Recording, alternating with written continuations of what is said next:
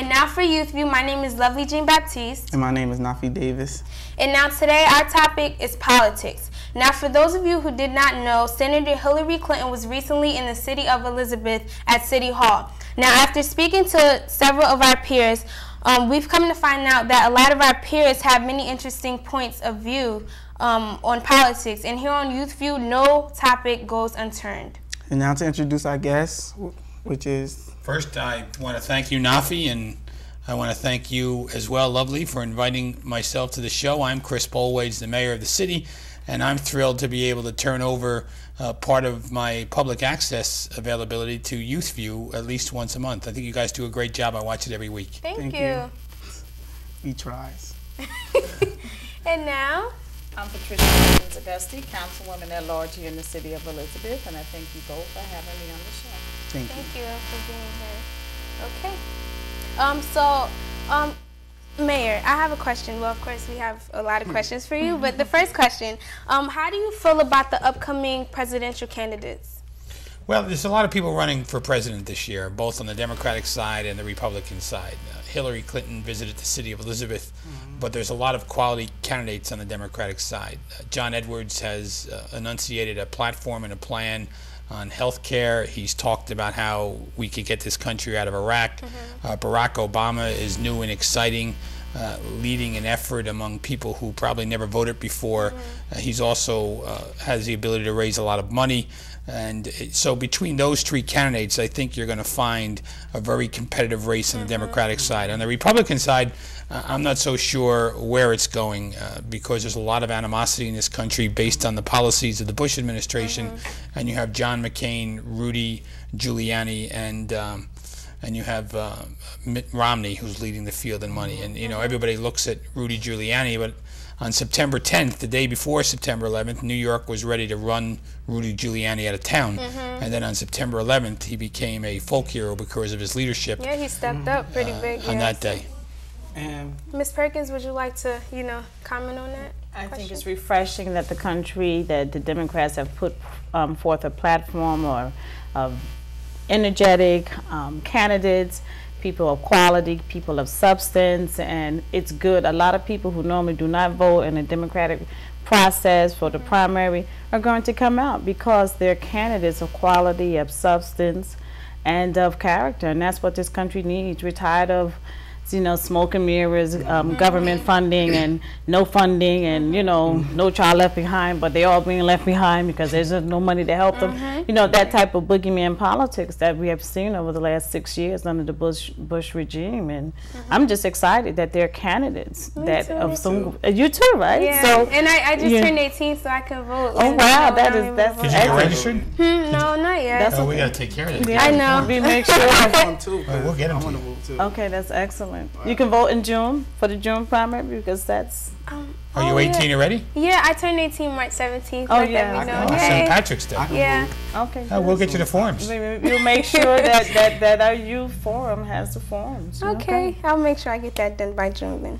And what is your opinion on same-sex marriages, and where do you stand?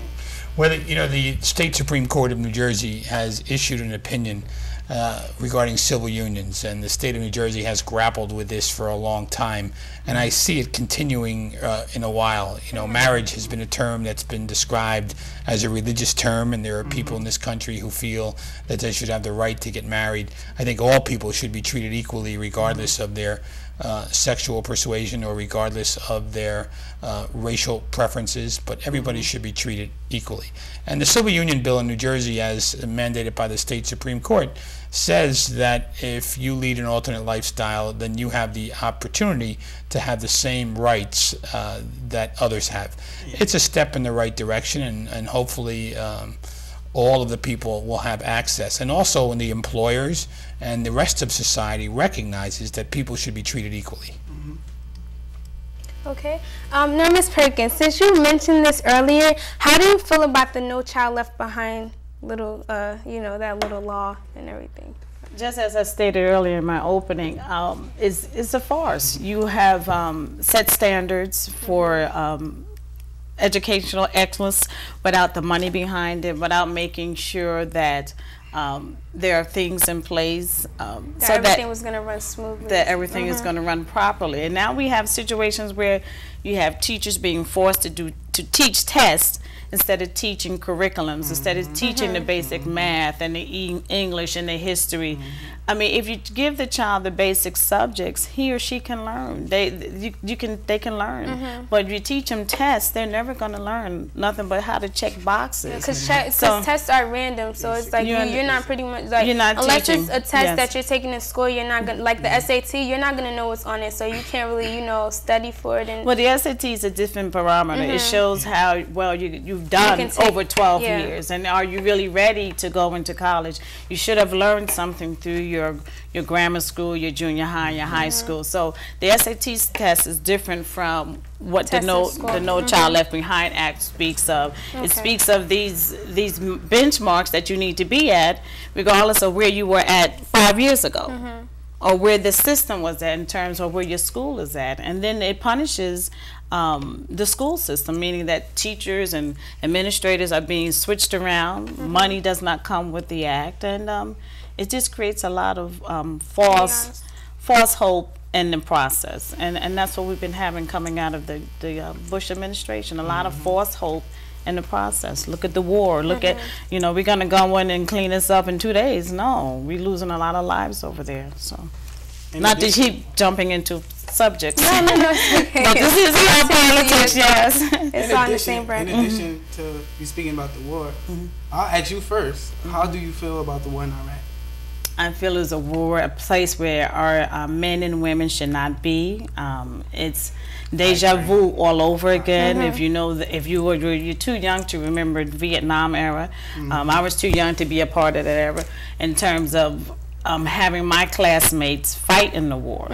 But it's strange when you have 18 and 19-year-olds going to war, coming back, loss of limbs, loss of focus.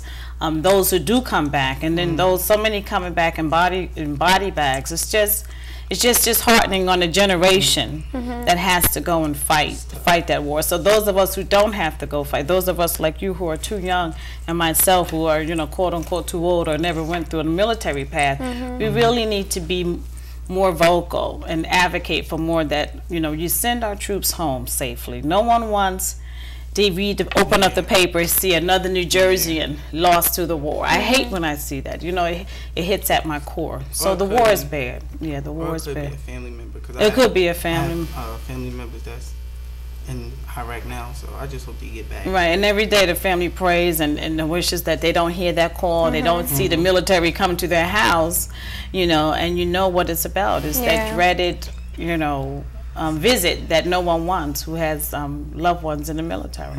Okay.